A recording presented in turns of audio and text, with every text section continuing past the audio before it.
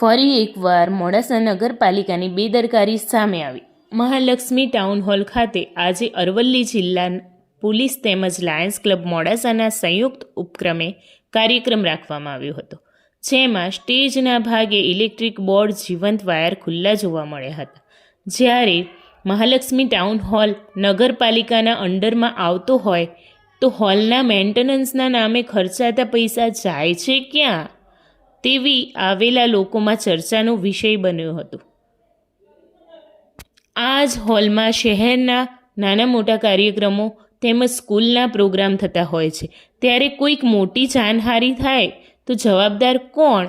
Electric short circuit થવાથી આગ પણ લાગી શકે છે, ત્યારે સત્વરે તપાસ કરી મોટી દુર્ઘટનાને રોકી શકાય તેવો ગણગણાટ કાર્યક્રમમાં ઉપસ્થિત નગરજનોમાં જોવા મળ્યો હતો।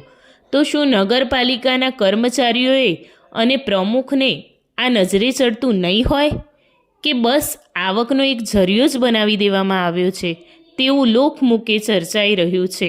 Bureau report Sirajuddin Kherada, Ramol 24 news, Aravalli.